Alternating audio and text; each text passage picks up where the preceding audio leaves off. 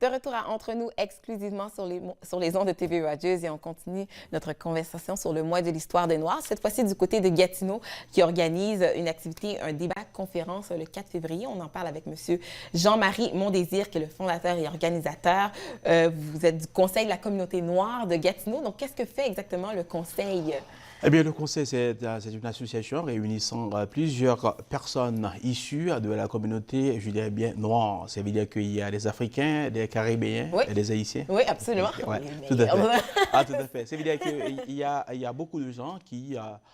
il faut dire actuellement en 2004, on s'est réunis avec le conseil avec la ville de Gatineau, de manière à pouvoir unifier les besoins des gens. Alors nous disons que c'est vrai, il y a beaucoup d'autres ressources, mais cependant, c'est qu'on a constaté que au sein des communautés, des différentes, parce que étant donné que le continent africain, il y a près de 54 pays, Ouais. et surtout au niveau de l'Afrique de l'Ouest, il y a le Bénin, le Sénégal, le Mali, il y a tellement de pays, il y a tellement d'organisations.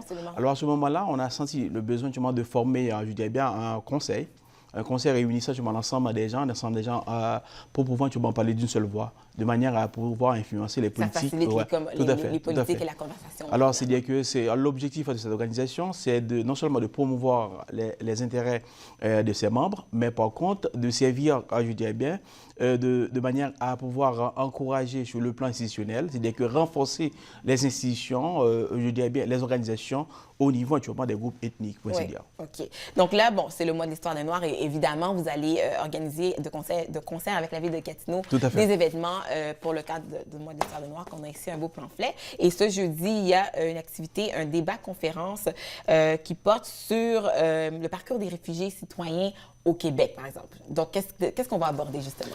Eh bien, évidemment, comme vous savez, depuis des décennies, le Québec, le Canada reçoit, je dirais bien, des réfugiés, des immigrants. Et il faut dire que le Québec, surtout, c'est une terre d'accueil. Le Canada, c'est toujours ouvert, je dirais bien, à la question d'immigration.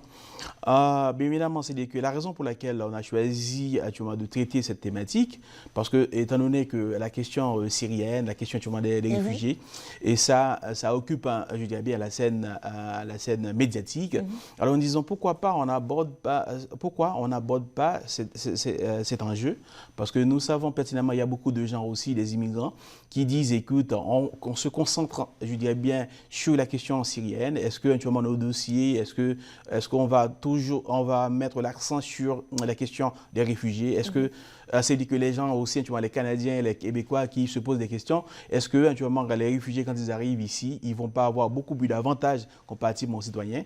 Alors, c'est l'ensemble des problèmes, un ensemble des questions qui se sont posées. Alors, nous disons que c'est important d'éviter les acteurs, les gens qui travaillent, je dis bien, dans ce domaine, de pouvoir expliquer, je dirais bien, comment ça fonctionne, quels sont actuellement les enjeux. Parce que quand le gouvernement décide d'investir, de venir en aide à ces gens, eh bien, je dirais bien, ce gouvernement a fait un investissement à long terme. Non seulement les réfugiés ou bien les immigrants, quand ils arrivent ici, ils viennent, je dirais bien, enrichir le Canada avec ses bagages culturels, mais cependant, je dirais bien, c'est un investissement à long terme. Ce sont des gens qui sont réfugiés aujourd'hui, mais qui vont devenir citoyens à part entière, qui vont contribuer à l'évolution du Canada et du Québec. Parce que justement, dans les conférenciers, ce sont des personnes tout à fait, qui ont connaît actuellement la question des réfugiés, parce que nous avons Bato Rezovic, qui est actuellement le directeur de l'accueil et parrainage. C'est un organisme qui a plus de 35 ans de service, qui facilite l'intégration des immigrants dans la région de Gatineau.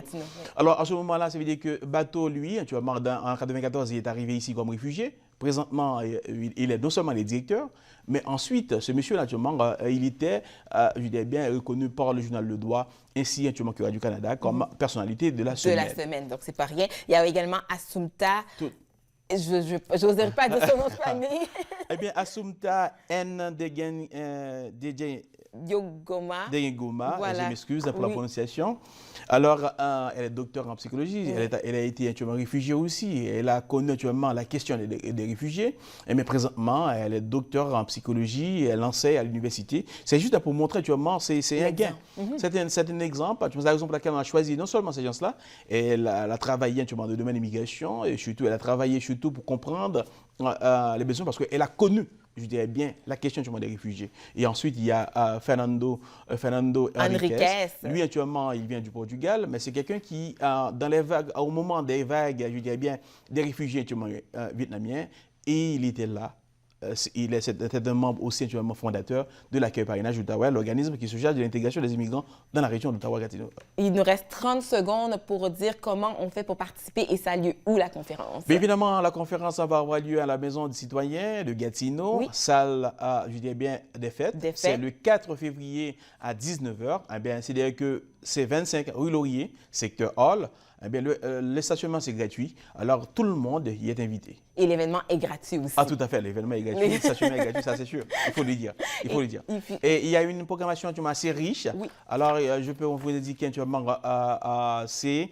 on va sur le site de la ville de Gatineau pour voir la Tout à fait. On peut aller sur le site aussi, mhngatineau.com. Voilà. Merci beaucoup. Nous, on fait une courte pause et ça se poursuit entre nous exclusivement sur les ondes de TV Rogers. Merci.